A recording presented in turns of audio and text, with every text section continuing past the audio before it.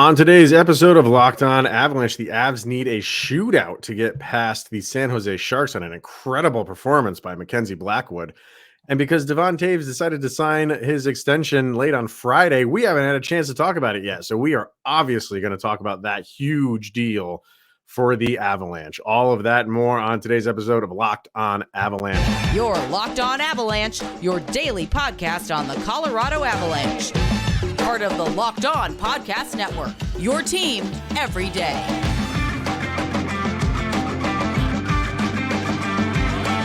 All right, everybody. Welcome to the Locked On Avalanche podcast. We're part of the Locked On Podcast Network, your team every day. I am your host, Chris Maselli. With me, as always, Mr. Shaggy Von Doom, Kyle Sullivan. Thank you for tuning in and making it your first listen of the day. That is always appreciated. Make sure to follow us on our social media outlets, LOPN_Avalanche on Twitter, Locked On Avalanche, Twitter X, sorry, Locked On Avalanche on Instagram. Questions, comments, concerns, opinions, lockedonavalanche@gmail.com. And follow us on our YouTube channel over on YouTube. Hit subscribe, get notified when a new show goes live. Definitely subscribe to our subtext as well. That is where all of our insiders are. And you subscribe to that. Link is in the show notes below. And when you do, you chat with Kyle and I one-on-one. All right, sir. So we will get to our rundown. If you're watching over on YouTube, we'll get to the Avs Sharks game in a minute. Normally we'd lead off with that. But because the Toews deal was signed after all our episodes for the week were done, we haven't had a chance to talk about that. So a big deal. Like you knew this was in, well, I don't want to say it was in the work. It was in the works. It was something that they were both working on. That's what you heard. And I want to say that everybody has nobody to thank but me for this. Me, Kyle Sullivan. Quote it now. Clip this. Share it with all your friends. Chris Maselli is the mastermind behind all of this. And if you're an everydayer, you know why. Because a few weeks ago, we did a segment on it. We've talked about it a number of times, and I said, discounts don't happen anymore. And I was accepting the fact that this was going to be the last year of Devon Toews on the Colorado Avalanche because he was going to go cash in somewhere. It's not that the Avalanche didn't want to keep him. It's just the money was not going to work out for them. He was going to cost them too much money. Well, obviously, everybody heard that and was like, we're going to prove him wrong. And that's exactly what they did. And, so he's got a 7-year deal, 7.25 AAV. And that is leaving money on the table without question. And you hear, he's had interviews and stuff like that. And he has said, you hear this all the time. This is where I want to be. I like where I am. And then what happens? Money can't work out. This, Nazem Kadri, all that stuff. But he put his money where his mouth is and say, I will take less to stay here. And you have to congratulate that guy, and you have to root for a guy like that because he could have went anywhere he wanted and made much more money than he is now. Not that 7.25 is nothing to sniff at, but he knows what's good here.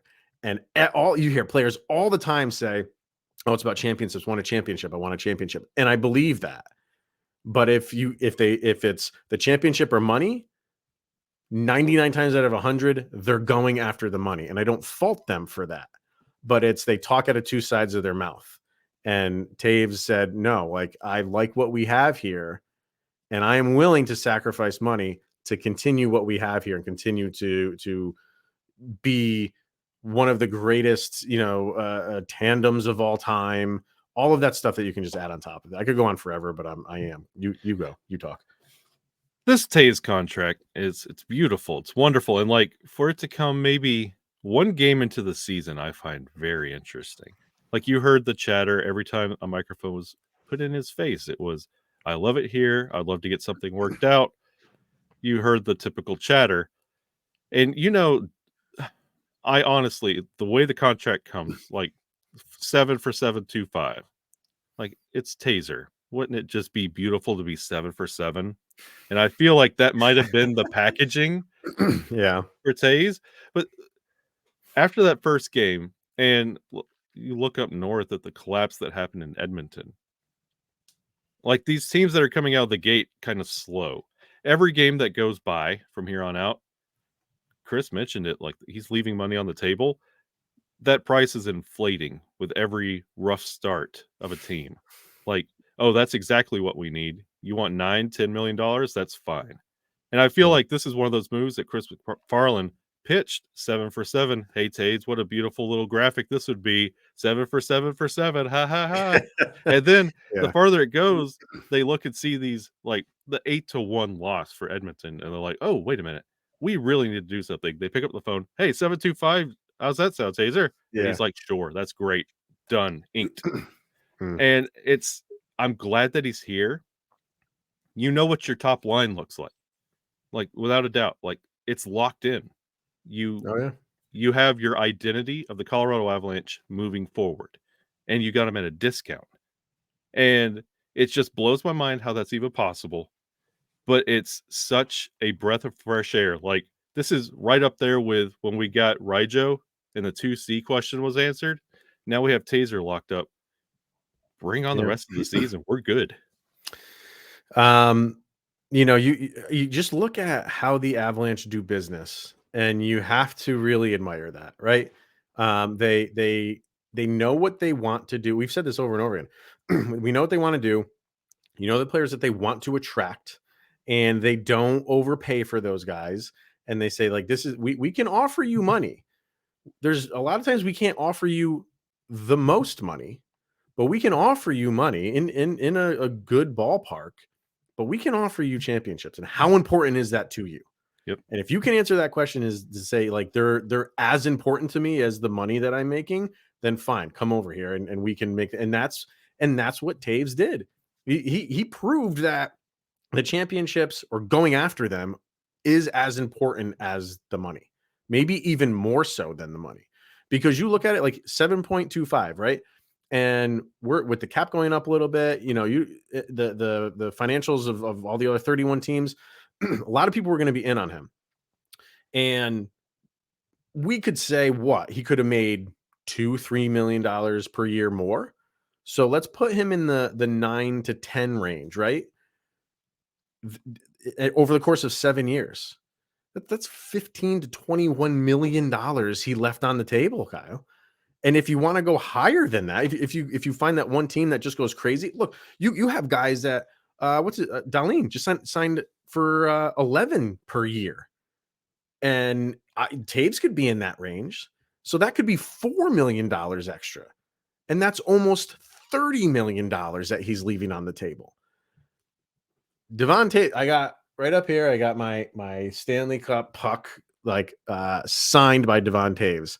And I don't have a case for this, but I'm putting a case in this now because I just admire the heck out of this guy now. Yeah. Because like that's what those are the guys that like I will tell my kids about. you know what I mean? Like he's such a good guy, and he plays the game the right way, and he's a top 10 defenseman in the league. And he just said, I want, like, I'm fine with $7.25 million. I can live off of that. Yeah, I think we all can. I want championships. And he even said it in a press conference. He said, I'm willing to take, basically, I don't have the exact quote, but he basically said, I want to do that. I'm in a position to take less so my team can do more. Gotta love it. And the thing that just perplexes me is how foolish am I to doubt the management for the Colorado Avalanche, where in that same episode where you said there's no such thing as a hometown discount anymore, I said the number one thing the Colorado Avalanche should do is re-sign Taser. And what do? They say, no, Mr. Von Doom, if that's even your real name. We need Joel Kiviranta. And they go out and sign literally everybody else in the world. And they wait till in season to sign Toews to a discount. Yeah. And it goes back to coming into this season, the Avalanche knew what they wanted and how they wanted to comprise this team. And you have this top line that you could sell. Like, this isn't just locking up this season.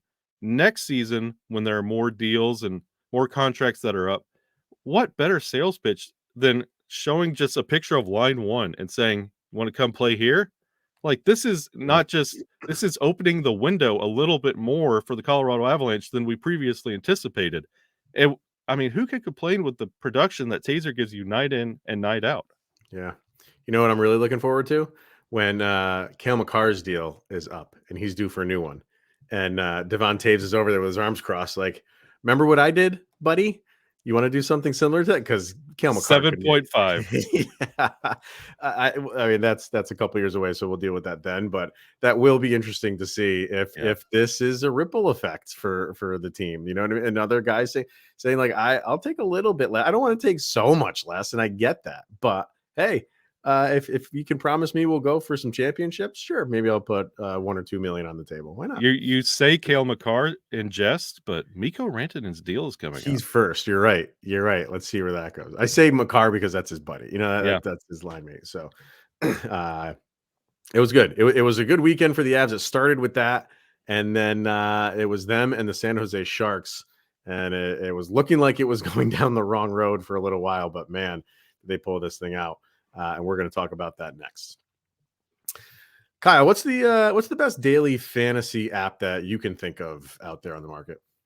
That would be Sleeper. Absolutely, sir. If you want to win 100 times your money, you can play daily fantasy hockey on the Sleeper app, and there are so many possible scenarios for this season in the NHL. But to have a chance to win big, you need to play daily fantasy hockey on Sleeper. As the official daily fantasy app of the Locked On NHL Network, Sleeper is our top choice for daily fantasy sports, especially daily fantasy hockey. And with Sleeper, you can win 100 times your cash in daily fantasy hockey contests. And I don't know about you, but normally when guys sign a deal, they go out and they play a little bit harder. So for your daily fantasy, maybe throw Devon Toews in there a few times for this week. Why not? And the Sleeper app is so easy to use. You could do 3 or 4 different leagues with Taser in there. Absolutely. Definitely. So use the promo code LOCKEDONNHL and you'll get up to a $100 match on your first deposit. Terms and conditions apply. That is Locked On NHL. See Sleeper's terms of use for details. All right, the Avs and the Sharks faced off Saturday night, and we had talked about, and maybe you can blame us for this too.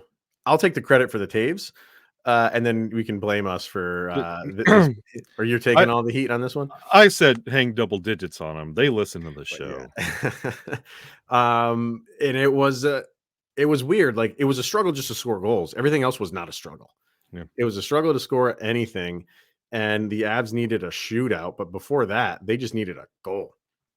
And they finally got one with a minute and change left from Cale Makar, which was their 50th shot on goal of the game for their first goal. With their goalie pulled, they finally get one past Mackenzie Blackwood. Goes into overtime. Nothing happens in overtime. Goes to a shootout. They win in the shootout. Georgiev gets his 100th career win.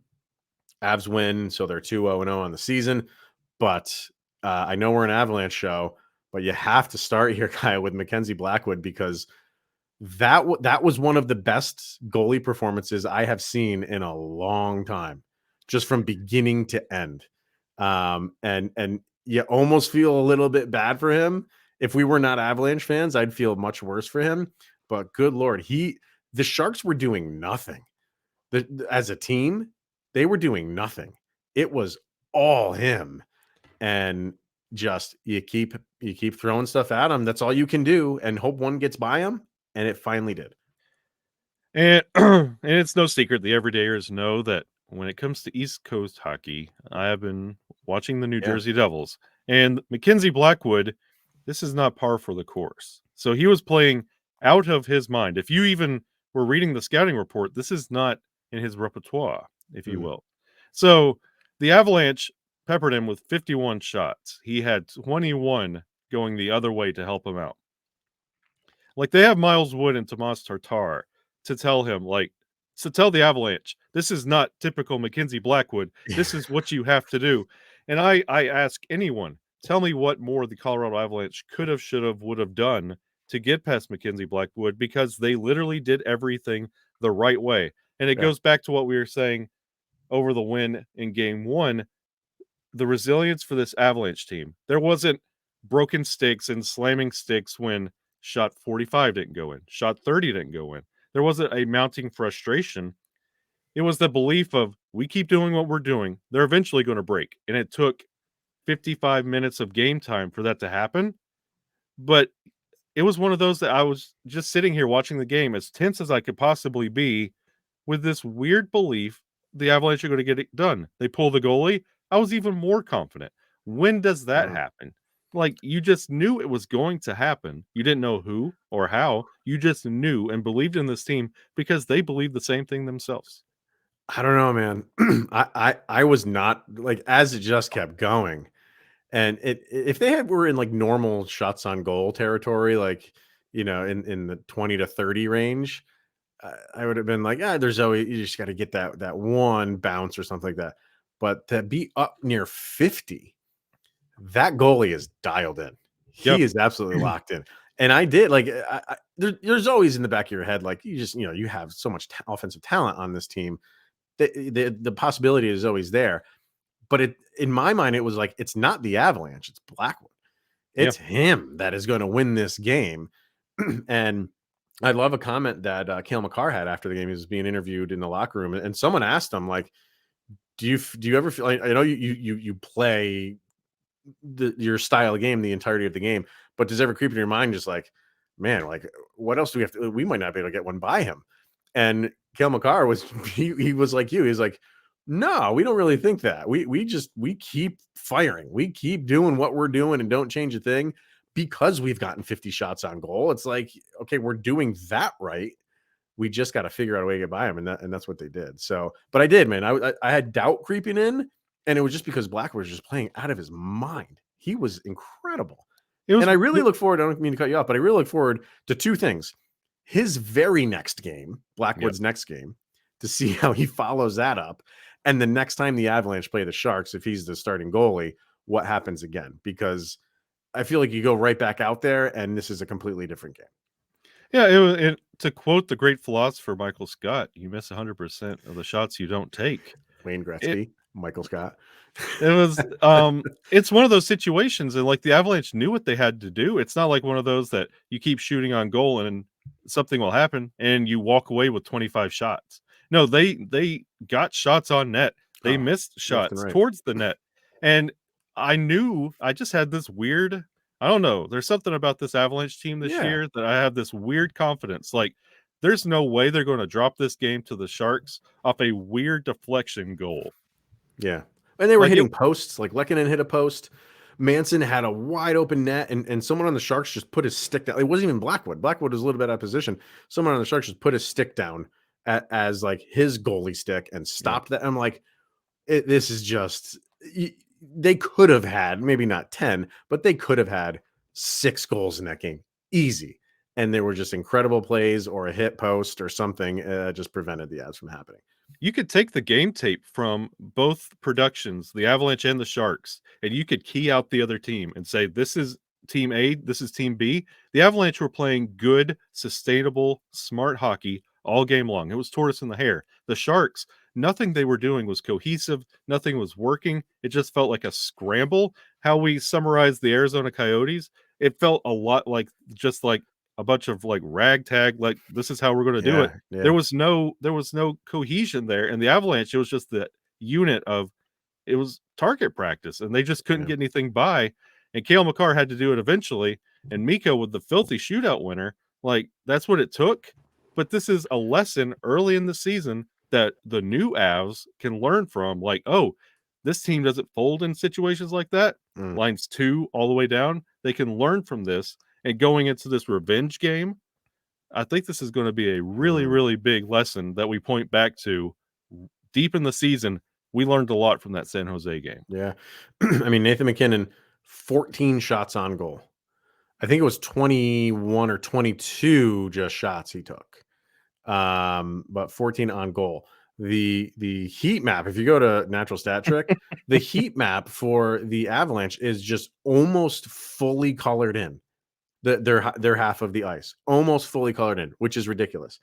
The Corsi score, And just a refresher, if people aren't familiar with Corsi score, that is all shots taken directed towards the net, whether they go on goal, whether they miss the goal, or whether they're blocked. So anything that is directed towards the net, that is counted as one.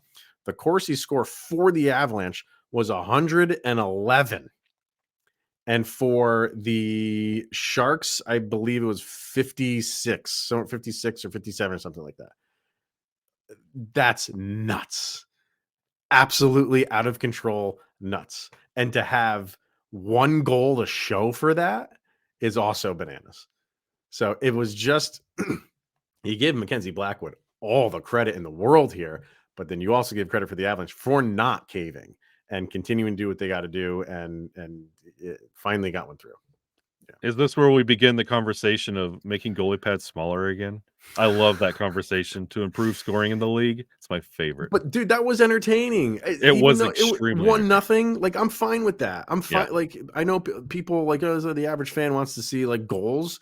Go watch that game. Tell me that wasn't entertaining. Him saving, standing on his head like that. That was entertaining. What average fan is going to watch the Sharks and the Avalanche? Come on, man. Let's not go down that road. All right, we will more to talk about this game, and of course our sound check, which we have to get to, and we will do that next. We got eBay Motors here. Passion, drive, and patience. What brings home the winning trophy is also what keeps your ride or die alive. And eBay Motors has everything you need to maintain your vehicle and level it up to peak performance, from superchargers, roof racks, exhaust kits, LED headlights, and more. Whether you're into speed, power, or style, which is like I say before, the Nathan MacKinnon categories, eBay Motors has got you covered. With over 122 million parts for your number one ride or die, you'll always find exactly what you're looking for. And with eBay Guaranteed Fit, your part is guaranteed to fit your ride every time, or your money back, because with eBay Motors, you're burning rubber, not cash, Kyle. And with all parts you need at the right prices you want, it's easy to turn your car into the MVP and bring home that win. Keep your ride or die alive at ebaymotors.com. Eligible items only. Exclusions apply, and eBay Guaranteed Fit is only available to U.S. customers. So some things that I didn't like about this game, penalties again. So it was good for a little while. The Avs, I think, only committed one penalty in the first. Maybe it was let me bring it up. Thanks. Our wonderful new NHL.com. I had it up here. And I don't know where it is. They had a whole podcast within itself. So they had 4 penalties called on them. And there were a couple that were questionable to me. You know what I mean? So it's tough for me to ding them really on this, because that was one of the things I thought was a key to the game. Stay at 5-on-5. Yeah. You stay at 5-on-5, and this Sharks team cannot compete with you. And that was true. And they gave San Jose multiple penalties tries again, power plays again. But it's tough for me to really ding the Fs too much on it, because I thought there was a couple of those were bad calls, in my opinion. I was not a fan of the Nathan MacKinnon kneeing. I really Toews was like, there was a hole or a hook on Toews, and I'm like, where? And the refs do this a lot. Just if there's like a semi breakaway and the guy misses, they just call a penalty. It just seems that way. And I don't know where that one came from on Toews. We really got lucky as Avalanche fans that Nathan MacKinnon kneeing was just 2 minutes, especially with what we saw in the Kings game and in the Kings preseason. I had my That's So Raven moment where I saw in the future we go into that Seattle game without Nathan MacKinnon because of this kneeing incident, and it being a lot more. And honestly, one of the things that really take the wind out of the sails of the Avalanche trying to push for that goal in that moment. And I really was really tense while they were waiting to call that 2 minutes, because I felt like it was going to be a lot worse than it was. So they had none in the first period. You had Drouin and Nichushkin in the second. Like, okay, so you've been through 2. You've had 2 penalties. That's fine. And then the Toews one in the third, which I thought that was terrible. And then in overtime was the MacKinnon one. Mm-hmm. So, okay, like that's a little bit, I can deal with it a little bit more. But on the Avalanche end, 0 for 5 on the power play for themselves. Trade them all. And again, again, like I thought they were looking good. Yeah. But this just goes, you can lump this into the Blackwood stuff of just, it wasn't working 5-on-5. They couldn't get anything on the power play either. I really like, obviously, Johansson. He's running with the power play 1, and I think he's out there mainly because of not mainly, but a reason why he's out there is for faceoffs. Get those faceoffs, start and you're starting the power play in your zone. But so far, I've liked Nichushkin better on the power play 1. But I get why you're having Johansson out there on power play 1 because you need those faceoffs. Nathan MacKinnon continues to be terrible on faceoffs. Yes, he The does. one thing that he's just not good at. And I think the more this season goes on, as Ryjo's up there on that power play 1, I feel like they're trying to, and we talked about this when they picked him up. I feel like they're trying to make him Gabe Landeskog and give him Gabe Landeskog's role on the power play. And I think the more they push at this and realize it's not going to happen, the more you'll see Nichushkin. But I think that's what they're trying to achieve, and I don't think it's going to work. But then you lose that face-off ability, which in my opinion is so important. So I get it. I think like they'll try to make this work. But the thing is, like, he's not the focus, right, of the power play, Johansson. So I think they'll give this a long, hard shot because everything rolls through MacKinnon, Makar, and Rantanen. So get those guys going, and Johansson's just there for like cleanup work, right? Just like you're saying, like the Landeskog just get the tips in front and stuff like that, get some rebounds. He's capable of doing that. So it's not just him that is like the issue on the power play, at least against the Sharks. So I'm fine with it right now, but let's just get this going. You just have, I know it's only 2 games, but you've had multiple opportunities on power play and you only have 1 goal to show for it. That's got to get that's where you could have put that team away.